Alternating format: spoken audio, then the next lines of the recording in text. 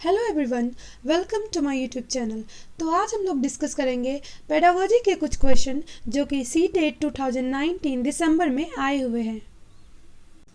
So the first question is children error and misconception, बच्चों की गलतियां एवं भ्रांत धारणाएं। फर्स्ट ऑप्शन है signify that children's capabilities are far inferior than that of adult. That means पहला ऑप्शन क्या बोल रहा है कि बच्चे की जो कैपेबिलिटी है वो बहुत कम है किसकी तुलना में, एडल्ट की तुलना में। तो ऐसा बिल्कुल नहीं है, तो ऑप्शन 1 नहीं होगा। दूसरा, children error and misconception are a significant step in the teaching learning process, यानी कि शिक्षण अधिगम प्रक्रिया में एक महत्वपूर्ण कदम है। तो यस, ये सही होगा क्योंकि शिक्षण अधिगम प्रक्रिया में डाउट जो है वो बहुत बड़ा काम करती है। क्योंकि अगर बच्चे को कोई डाउट ही नहीं हुआ, कोई एरर ही नहीं बच्चा करे, तो टीचर उसको क्या समझाएंगे। इसलिए टीचिंग लर्निंग प्रोसेस में चिल्ड्रन का एरर जो है और मिसकंसेप्शन दोनों जो है वो एक अहम भूमिका निभाता है। तीसरा ऑप्शन देखते हैं, are a hindrance and obstacle to the teaching learning process, यानी शिक्षण अधिगम प्रक्रिया के लिए रुकावट एवं विघ्न है। तो ऐसा बिल्कुल नहीं है। चिल्ड्रन का जो भी डाउट होगा या एरर होगा या मिसकॉन्सेप्शन होगा वो सब कभी भी विघ्न नहीं डालेगा शिक्षण अधिगम प्रक्रिया में। तो ये ऑप्शन भी गलत हो गया।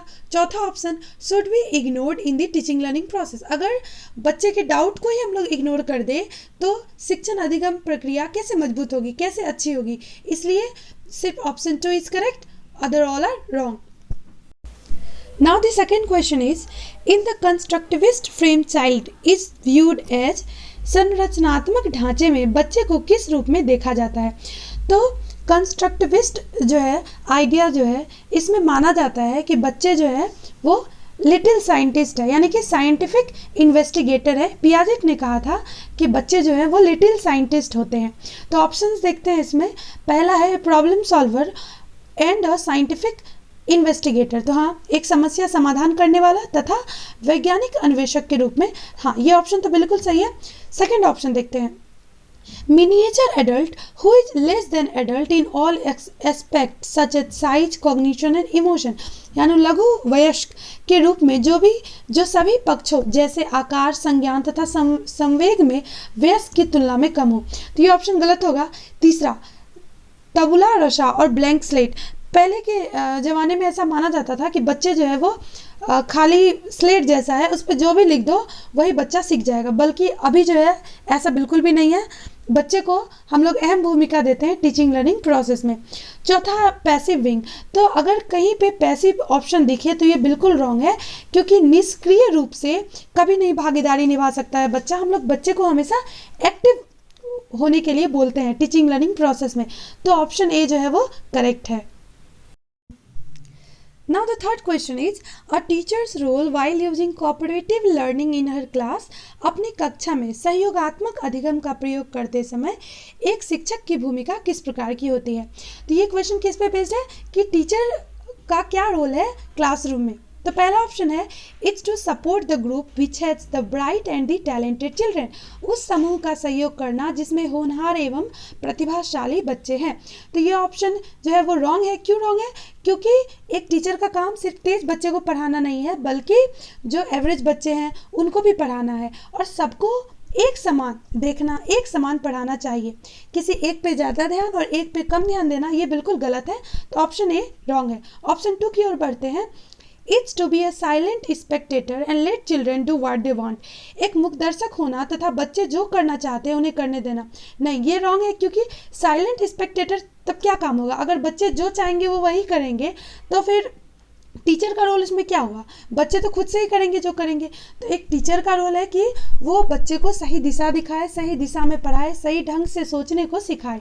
तो ये ऑप्शन भी गलत हो गया। तीसरा ऑप्शन देखते हैं, it's to leave the class and let children work on their own, यानी कक्षा को छोड़ देना तथा बच्चों को स्वयं कार्य करने देना। अगर बच्चा स्वयं से ही कार्य कर लेता तो वो स्कूल क्यों आता। तो ऑप्शन 3 जो है वो भी रॉन्ग है। अब आते हैं ऑप्शन 4 की तरफ, it's to be supportive and monitor each group, हाँ, सहयोगात्मक होना तथा प्रत्येक समूह की निगरानी करना। हाँ, सारे बच्चे सब समान हैं, सबको सब पे निगरानी रखना, सबको अच्छे ढंग से पढ़ाना लिखाना, यानी अगर जो कोई एवरेज बच्चा है उस पर और ज़्यादा ध्यान देना कि उसमें क्या कमी है या किस कारण से वो पीछे रह जाता है। तो सपोर्टिव ढंग से और इच ग्रुप को मॉनिटर करना है, तेज बच्चों के साथ साथ एवरेज बच्चे को भी साथ में लेके चलना है, इसलिए option D is right. Fourth question है, according to Lev Vygotsky basic mental capacities are transformed into higher cognitive processes primarily through. Lev Vygotsky के अनुसार आधारभूत मानसिक क्षमताओं को मुख्य रूप से किसके द्वारा उच्चतर संज्ञानात्मक प्रक्रियाओं में बदला जाता है। तो लेव वाइगोत्स्की पे ये थ्योरी है। तो ये याद रखना होगा कि वाइगोत्स्की ने सोशियो कल्चरल थ्योरी दिया है, जिसमें वाइगोत्स्की जो है वो कल्चर, सोसाइटी और लैंग्वेज इस सब पे ध्यान देते हैं और बताते हैं कि ये जो है बच्चे के डेवलपमेंट में मदद करता है। तो सोशियो कल्चरल थ्योरी यानी कि सोसाइटी पे ध्यान दिए हैं, सोशल इंटरेक्शन पे ध्यान दिए हैं। तो फर्स्ट क्वेश्चन है एडेप्टेशन एंड ऑर्गेनाइजेशन यानी अनुकूलन एवं संगठन। तो ये तो है वाइगोत्स्की थ्योरी में आता ही नहीं है, वाइगोत्स्की की थ्योरी में एडेप्टेशन ये सब दूसरी थ्योरी का है। तो दूसरा देखते हैं रिवार्ड्स एंड पनिशमेंट। तो रिवार्ड्स और पनिशमेंट का जो बात है वो थॉर्नडाइक में करते हैं। तीसरा ऑप्शन है सोशल इंटरेक्शन, तो ये सही लग रहा है। ऑप्शन 4 देखते हैं स्टिमुलस रिस्पॉन्स एसोसिएशन, तो ये जो है वो पेवलोव की थ्योरी पे आधारित है। तो ऑप्शन 3 जो है सोशल इंटरेक्शन वो सही हो जाएगा, क्योंकि वाइगोत्स्की ने जो सोशियो कल्चरल थ्योरी दिए हैं तो उस पर वाइगोत्स्की बताते हैं कि सोसाइटी जो है वो एक अहम भूमिका प्ले करती है बच्चे के डेवलपमेंट के लिए। तो option 3 is right, that is social interaction. Fifth question is, which of the following statement denotes the relationship between development and learning correctly? निम्नलिखित कथनों में से कौन सा विकास एवं अधिगम के बीच संबंध को सही तरीके से सूचित करता है। यानी यहाँ हम लोगों को डेवलपमेंट यानी कि विकास और लर्निंग यानी अधिगम, तो डेवलपमेंट और लर्निंग के बीच रिलेशन हम लोगों को बताना है। तो पहला क्या है, development and learning are interrelated and interdependent, यानी विकास एवं अधिगम अंतः संबंधित और अंतः निर्भर होते हैं, यानी कि दोनों एक दूसरे पे रिलेटेड है और इंटर डिपेंडेंट भी है, यानी कि एक जो है दूसरे को अफेक्ट करता है। दूसरा देखते हैं development and learning are not related, तो ये गलत है, क्योंकि विकास और अधिगम जो है, विकास एवं अधिगम संबंधित है एक दूसरे से। तो यहाँ पे क्या बोल रहा है कि संबंधित नहीं है, तो ऑप्शन 2 गलत हो जाएगा। Option 3 learning takes place irrespective of development, नहीं, लर्निंग कभी भी डेवलपमेंट के बगैर, अधिगम कभी भी विकास के बगैर नहीं हो सकता। चौथा, rate of learning far exceeds the rate of development, अधिगम की दर विकास की दर से काफ़ी अधिक होती है, तो ऐसा बिल्कुल नहीं है। तो ऑप्शन 1 जो है वो करेक्ट हो जाएगा। क्या हो जाएगा कि development and learning are interrelated and interdependent, यानी विकास एवं अधिगम अंतः संबंधित और अंतः निर्भर होते हैं। 6th क्वेश्चन है, according to Piaget specific psychological structure organised ways of making sense of experience are called. पियाजे के अनुसार विशिष्ट मनोवैज्ञानिक संरचनाएं अनुभव से सही अर्थ निकालने के व्यवस्थित तरीके को क्या कहा जाता है। तो जब आप लोग पियाजे थ्योरी ऑफ कॉग्निटिव डेवलपमेंट पढ़ेंगे, कॉग्निटिव डेवलपमेंट की थ्योरी जो है पियाजे द्वारा दी गई है, तो उसमें पियाजे बात करते हैं स्कीमाज की, यानी कि स्कीमा क्या होता है, एक मेंटल स्ट्रक्चर होता है जो कि माइंड में प्रेजेंट होता है। तो पहला ऑप्शन देखते हैं मेंटल मैप्स यानी मानसिक मैप, तो ये ऑप्शन नहीं होगा, क्योंकि मेंटल मैप नाम का कोई चीज़ नहीं होता है। अगर हम किसी चीज़ को समझने के लिए कुछ बना रहे हैं, एक डायग्राम बना रहे हैं उसको समझने के लिए, तो उसे हम मानसिक मैप बोल सकते हैं, मगर यहाँ पे पियाजेट के अनुसार ये नहीं होगा। दूसरा है मेंटल टूल्स, मानसिक उपकरण, तो ये भी नहीं होगा। तीसरा है स्कीमाज, चौथा है इमेजेस, तो प्रतिमान कुछ भी नहीं है, क्योंकि इमेजेस जो है हमारे माइंड में बनता है, मगर यहाँ जो हम लोग स्कीमाज की बात कर रहे हैं वो क्या है, organised way of making sense, यानी कि अनुभव से सही अर्थ निकालने के व्यवस्थित तरीके को, यानी कभी हम लोग कोई नई चीज़ पढ़ रहे हैं तो उसमें पुराने नॉलेज का यूज कर रहे हैं, तो ये क्या है, मेंटल स्ट्रक्चर है जो कि हम लोगों के माइंड में प्रेजेंट है, तो पियाजेट ने इसको दिया था। तो ऑप्शन 3 जो है वो सही होगा, दैट इज स्कीमा। पियाजे की थ्योरी बहुत ज़्यादा इंपॉर्टेंट है, क्योंकि हर एग्जाम में इससे 1 या 2 क्वेश्चन जरूर आते हैं, तो पियाजे थ्योरी को अच्छी तरह से करके जाना चाहिए। Next question, With an appropriate question या suggestion, the child's understanding can be extended far beyond the point which she could have reached alone. Which construct does the above statement highlight? एक उचित प्रश्न या सुझाव के द्वारा बच्चे की समझ को उस बिंदु से बहुत आगे ले जाया जा सकता है जिस पर वह अकेले पहुंच सकती है। निम्नलिखित में से कौन सी संरचना उपरोक्त कथन को प्रकाशित करती है? तो सबसे पहला है इंटेलिजेंस यानी बुद्धि, दूसरा है जोन ऑफ प्रॉक्सिमल डेवलपमेंट यानी समीपस्थ या निकटस्थ विकास का क्षेत्र, तीसरा इक्विलिब्रेशन यानी साम्य धारण, और चौथा है कंजर्वेशन यानी संरक्षण।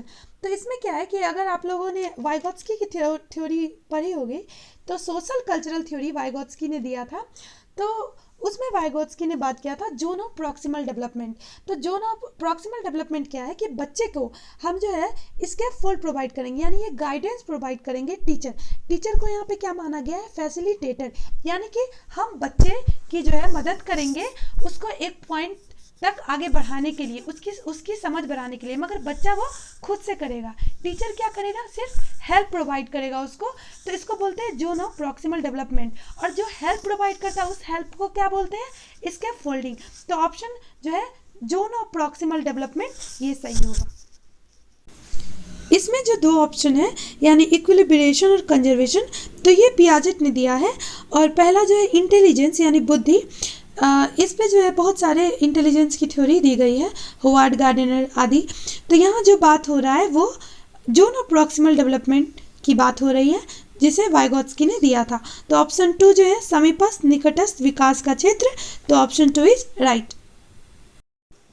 नेक्स्ट क्वेश्चन है selecting and presenting stories and clippings from newspaper that portray both men and women in non-traditional roles is an effective strategy to समाचार पत्रों से कहानियां एवं कथनों का चयन करना एवं प्रस्तुत करना जो पुरुष एवं महिलाओं दोनों को गैर परंपरागत भूमिकाओं में चित्रित करते हैं, निम्नलिखित में से किसके लिए एक प्रभावी रणनीति है? तो यहाँ हम लोग क्या बोल रहे हैं कि समाचार पत्र यानी कि न्यूज़पेपर से अगर हम लोग कोई एक क्लिपिंग यानी कि कोई भी एक स्टोरी अगर हम ले जाके क्लास में सुना रहे हैं बच्चों को, और उसमें क्या है कि that portray both man and women in their non traditional role, यानी कि जो क्या प्रस्तुत करता है पुरुष एवं महिलाओं दोनों को गैर परंपरागत भूमिकाओं। तो गैर परंपरागत भूमिकाओं क्या हुआ? नॉन ट्रेडिशनल रोल क्या हुआ कि जनरली ऐसा क्या माना जाता है कि विमेन जो है, महिलाएं जो है वो घर में काम करेगी, वो खाना बनाएंगी, और मेन जो है, मेल मेंबर जो है, पुरुष जो है वो बाहर जाके कमाएंगे, ऑफिस में काम करेंगे। तो इससे अलग जैसे कि अगर हम लोग को कोई क्लिपिंग मिल जाए कि अगर कोई महिला जो है वो ऑफिस में काम कर रही है और अगर कोई पुरुष जो है वो घर में खाना बना रहा है, तो ये क्या हुआ? जैसे शेफ होते हैं तो वो खाना बनाते हैं ना, तो इस तरह से क्या हुआ कि दोनों का रोल जो है वो बदल गया। तो जो ट्रेडिशनल रोल्स थे वो बदल गए। तो इसका ऑप्शन अब हम लोग देखते हैं, काउंटर जेंडर स्टीरियोटाइप, लैंगिक या जेंडर रूढ़ियों का सामना करने के लिए।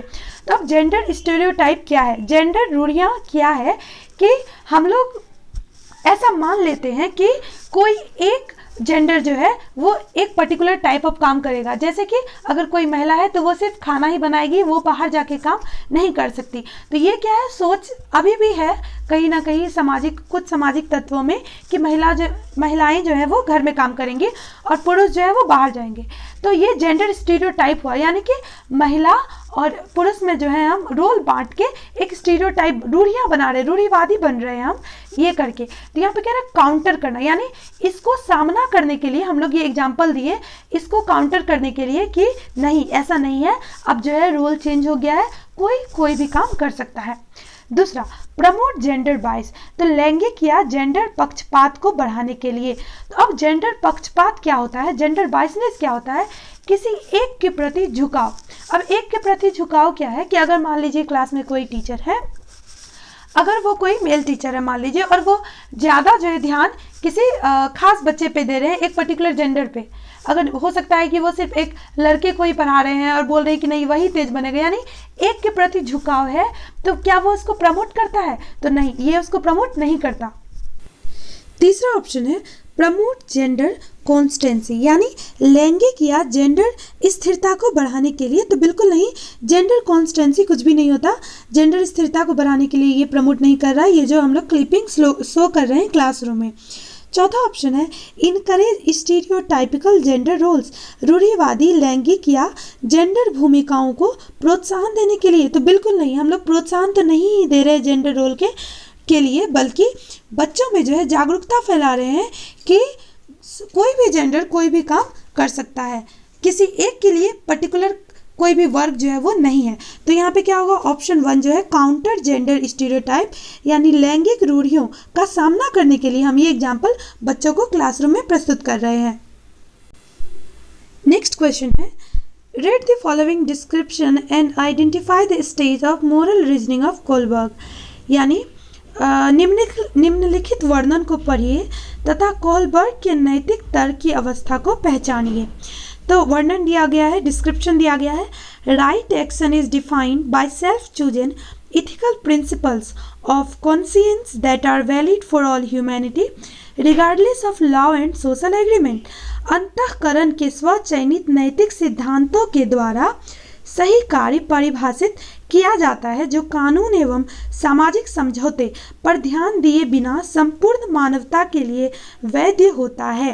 तो इस क्वेश्चन को सॉल्व करने से पहले हम लोगों को Kohlberg theory of moral development समझना होगा, यानी कि कोलबर्ग जो थे वो उन्होंने एक थ्योरी दिया था मोरल डेवलपमेंट के लिए। तो नैतिक तर्क के सिद्धांत के लिए उन्होंने थ्योरी दिया था कोलबर्ग ने।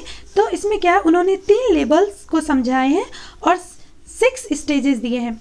लेवल 1 में 3 स्टेज दिए हैं और इसी तरह लेवल 2 में स्टेज है। तो टोटल 3 लेवल्स हैं और स्टेजेस कितने हैं, टोटल स्टेज है 6। तो इसी 6 में पहला ऑप्शन जो है यहाँ पे the universal ethical principle orientation, यानी सार्वभौम नैतिक सिद्धांत अभिविन्यास, यानी यूनिवर्सल इथिकल प्रिंसिपल जो है, यानी कि कुछ चीज़ जो है समाज के लिए, ह्यूमैनिटी के लिए जो है हम लोग करते हैं और सामाजिक समझौते ये जो है मानवता पे आधारित होता है। हम लोग इसमें कानून के मुताबिक नहीं चलते हैं, मानवता के मुताबिक चलते हैं।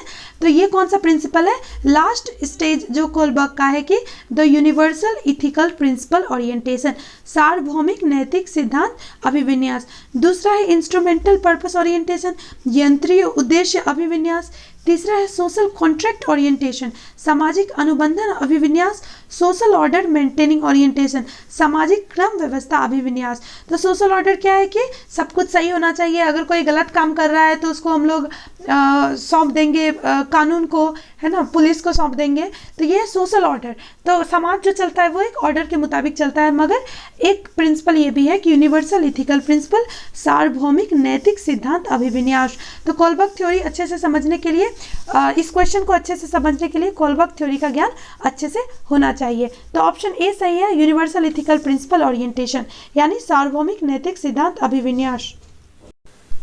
Next question is one of the major accomplishment of concrete operational stages, निम्नलिखित में से कौन सा मूर्त क्रियात्मक अवस्था के प्रमुख कौशलों में से एक है। तो ये क्वेश्चन किस पे बेस्ड है, Piaget theory of cognitive development पे ये क्वेश्चन जो है ये बेस्ड है। तो इस क्वेश्चन को समझने के लिए Piaget theory of cognitive development को समझना होगा। तो पियाजेट की थ्योरी से सीटेट में 2 क्वेश्चन आना फिक्स है। तो अब क्वेश्चन में आते हैं, कॉन्क्रीट ऑपरेशनल स्टेज। तो पियाजेट ने टोटल 4 स्टेजेस दिए थे, जिसमें तीसरा है कॉन्क्रीट ऑपरेशनल, यानी मूर्त क्रियात्मक। तो इसमें क्या होता है कि बच्चों में इस उम्र में 7 से 11 वर्ष की आयु जो है वो कॉन्क्रीट ऑपरेशनल स्टेज में आ जाती है। तो इसमें बच्चों में लॉजिकल थिंकिंग जो है, बच्चा जो है लॉजिक लगा लेता है कि क्या होगा, किसी काम के पीछे क्या लॉजिक है, यानी मगर ये कॉन्क्रीट है, यानी मूर्त है, यानी कि बच्चा जो है जो अपने सामने देखता है बस वो उसी के बारे में सोच सकता है, अपने मन से वो कोई चीज़ सोच नहीं सकता, जो दिख रहा है वो बस उसी के बारे में सोचेगा। तो इसमें सेकेंडरी सर्कुलर रिएक्शन, यानी द्वितीय वर्तुल प्रतिक्रियाएं, तो ये जो है सेकेंडरी सर्कुलर रिएक्शन ये पियाजेट के दूसरे स्टेज में आता है। दूसरा है एनिमिस्टिक थिंकिंग, तो ये भी पियाजेट के दूसरे स्टेज का है। तीसरा है एबिलिटी टू कंजर्व, यानी सुरक्षित रखने की योग्यता। तो ये पियाजेट के कॉन्क्रीट ऑपरेशनल यानी कि मूर्त क्रियात्मक अवस्थाओं में आता है। सुरक्षित रखने की योग्यता जो है बच्चों में 7 से 11 वर्ष की आयु में आ जाती है। चौथा है हाइपोथेटिक डिडक्टिव रीजनिंग, परिकल्पित निगमनात्मक तर्क।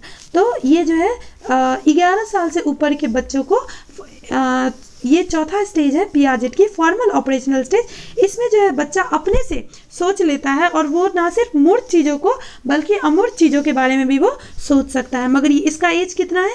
11 वर्ष से ज़्यादा। तो ऑप्शन क्या होगा? ऑप्शन 3 होगा सही। कॉन्क्रीट ऑपरेशनल स्टेज में एबिलिटी टू कंजर्व, सुरक्षित रखने की योग्यता आ जाती है बच्चों में 7 से 11 वर्ष की आयु में।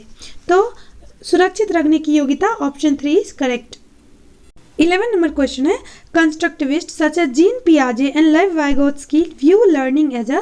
जीन पियाजे एवं लेव वाइगोत्स्की जैसे संरचनावादी अधिगम को किस रूप में देखते हैं? तो कंस्ट्रक्टिविस्ट संरचनावादी अप्रोच जो है वो क्या है कि बच्चा जो है वो एक्टिव इंगेजमेंट करेगा, यानी सक्रिय भूमिका निभाएगा क्लास में। एक क्लासरूम में पहले कैसा था कि सिर्फ टीचर जो है, शिक्षक बोलेगा और बच्चा उसको सुनेगा मगर बच्चा कुछ बोलेगा नहीं। मगर अब जो है कंस्ट्रक्टिविस्ट अप्रोच में, संरचनावादी अप्रोच में बच्चा भी एक सक्रिय भूमिका निभाएगा एक्टिव लर्नर बन के। तो पहला ऑप्शन देखते हैं, process of meaning making by active engagement, सक्रिय विनियोजन से अर्थ निर्माण की प्रक्रिया। हाँ ये तो ठीक है। दूसरा ऑप्शन देखते हैं, एक्वाइजेशन ऑफ स्किल्स, कौशलों का अर्जन। तो कंस्ट्रक्टिविस्ट में कौशलों का अर्जन हो जाएगा, बच्चा खुद से अगर सक्रिय भूमिका निभाएगा तो कौशलों का अर्जन तो होगा ही। तीसरा है कंडीशनिंग ऑफ रिस्पॉन्सेज, प्रतिक्रियाओं का अनुबंधन। तो कंडीशनिंग जो है वो थॉर्नडाइक के प्रोसेस में आता है, थॉर्नडाइक और डेवलप के प्रोसेस में आता है, तो ये तो बिल्कुल नहीं होगा। चौथा है पैसिव रिपीटेटिव प्रोसेस, यानी निष्क्रिय आवृत्तीय प्रक्रिया। पैसिव यानी निष्क्रिय, तो कभी भी कंस्ट्रक्टिविस्ट अप्रोच में पैसिव पे तो जाना ही नहीं है, निष्क्रिय कभी नहीं, बच्चा सक्रिय होना चाहिए। रिपीटेटिव यानी एक ही चीज़ को बार बार उसको याद करवा रहे हैं, रटवा रहे हैं, तो ये बिल्कुल गलत अप्रोच है। तो ऑप्शन 1 जो है वो सही होगा, process of meaning making by active engagement, सक्रिय विनियोजन से अर्थ निर्माण की प्रक्रिया। तो option 1 is correct. Next question is, which of the following play an important role in a child's socialization? निम्नलिखित में से कौन बच्चे के समाजीकरण में एक महत्वपूर्ण भूमिका अदा करते हैं? पहला है मीडिया, दूसरा स्कूल यानी विद्यालय, तीसरा फैमिली यानी परिवार और चौथा नेबरहुड यानी आस पड़ोस। तो इसमें क्या समझना है कि सोशलाइजेशन यानी कि समाजीकरण, तो बच्चा कहाँ से सीखता है? अपने घर से और आसपास से, यानी कि अपने परिवार से और आसपास के इन्वायरमेंट से और आसपास के जो लोग हैं उनसे भी। तो इसमें 2 चीज़ आता है, एक आता है प्राइमरी सोशलाइजिंग एजेंट और दूसरा आता है सेकेंडरी सोशलाइजिंग एजेंट। तो प्राइमरी यानी कि सबसे पहले कहाँ से सीखता है? तो अपने परिवार से सीखता है, और सेकेंडरी में आ जाएगा स्कूल, यानी कि विद्यालय जाएगा तो कुछ साल के बाद ही ना जाएगा, तो तब तक बच्चा तो घर में कुछ ना कुछ सीखता ही रहता है।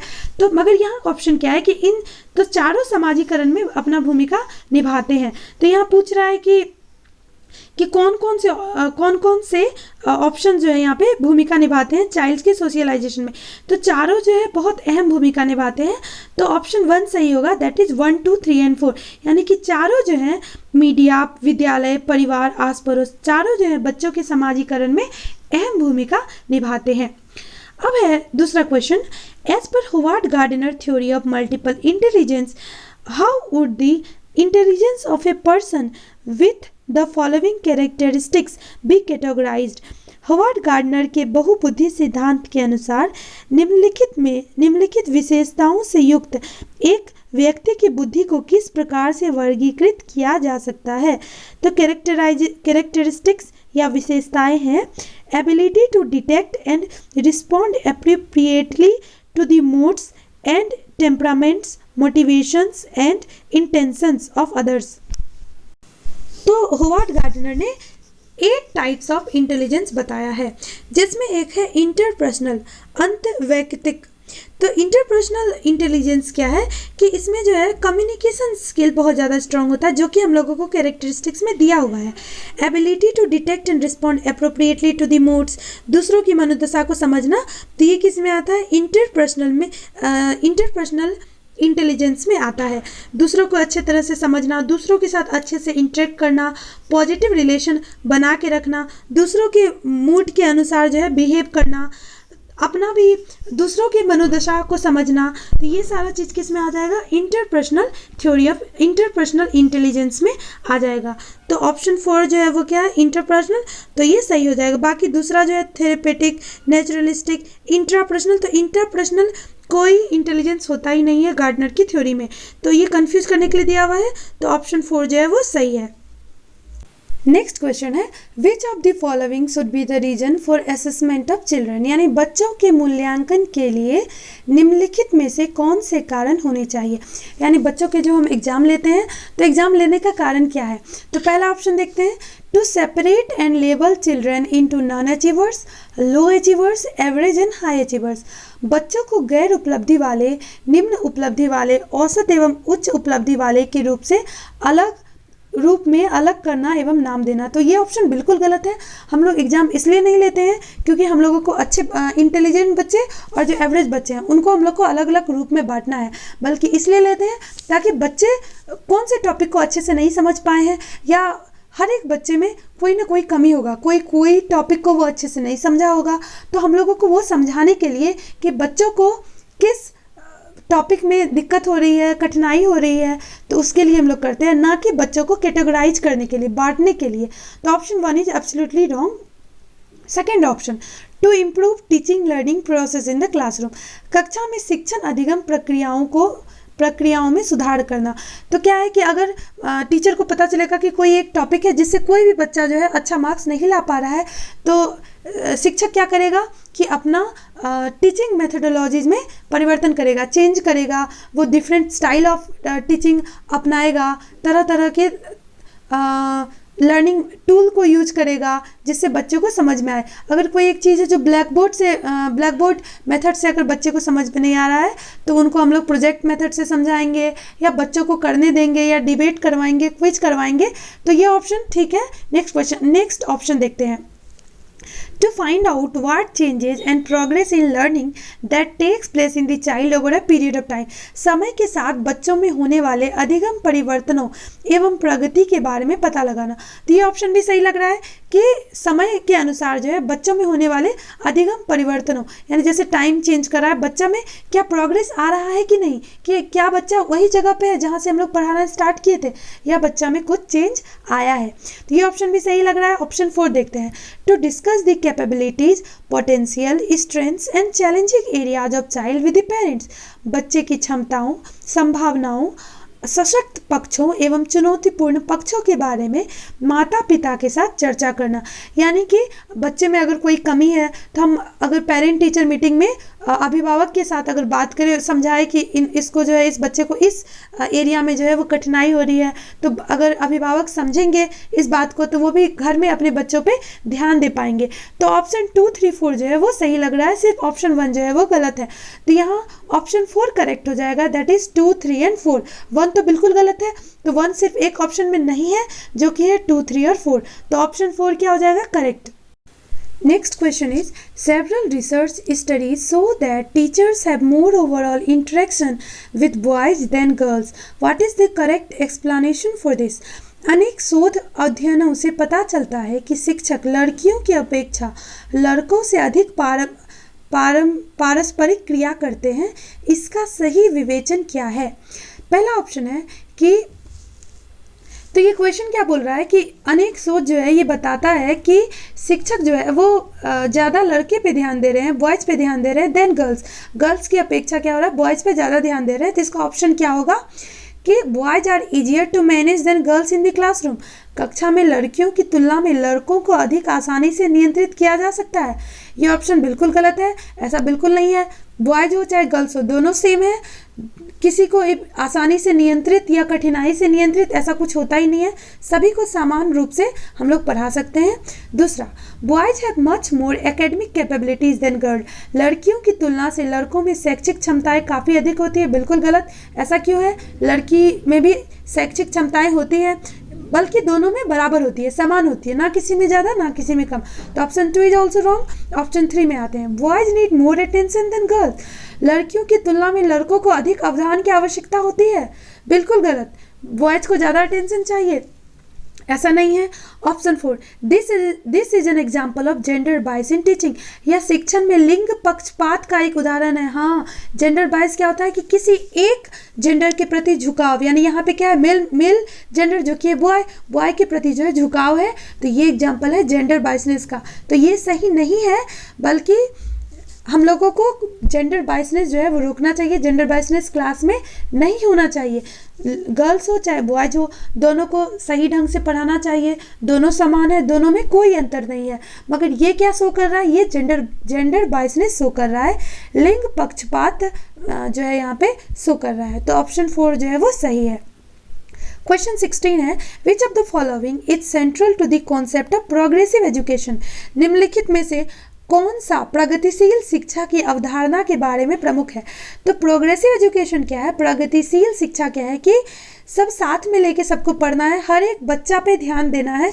ऐसा नहीं है कि किसी विशेष तबके के आए हुए बच्चों पे हम ज़्यादा ध्यान देंगे और जो मान लीजिए रूरल एरिया से हैं उस पर ध्यान नहीं देंगे, बिल्कुल नहीं। सब पे समान ध्यान देना है, बल्कि हर एक बच्चे को अच्छे ढंग से पढ़ाना है, सिखाना है। जो कमज़ोर है उस पर ज़्यादा ध्यान देना है ताकि वो अच्छे ढंग से सीखे। तो पहला ऑप्शन है कि extrinsic motivation and uniform assessment parameters, बाह्य प्रेरणा तथा एक रूप मूल्यांकन मानदंड पाठ्य पुस्तक के मूल्यांकन मानदंड, यानी कि बाहर से जो है बाहरी प्रेरणा प्रोग्रेसिव एजुकेशन में जरूरी है, तो बिल्कुल नहीं। दूसरा है टेक्स्ट बुक सेंट्रिक लर्निंग, यानी पाठ्य पुस्तक केंद्रीय अधिगम, पाठ्य पुस्तक केंद्रीय अधिगम, यानी कि सिर्फ पाठ्य पुस्तक से पढ़ाना है, तो बिल्कुल गलत।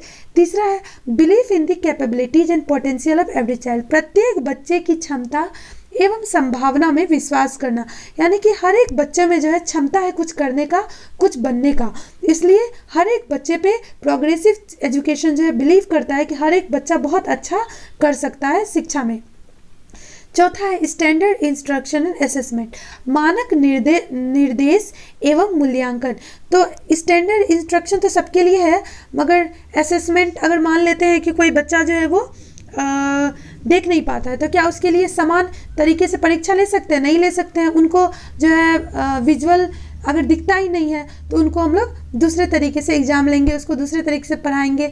तो यहाँ पे क्या स्टैंडर्ड इंस्ट्रक्शन सबके लिए नहीं है, हर एक बच्चे के लिए अलग अलग इंस्ट्रक्शन है और असेसमेंट भी अलग अलग ढंग से हो सकता है। तो ऑप्शन 3 जो है वो सही है, believe in the capability and potential of every child, प्रत्येक बच्चे की क्षमता एवं संभावना में विश्वास रखना। So thank you so much for watching this video. अगर आपको अच्छा लगे तो please do subscribe to my channel.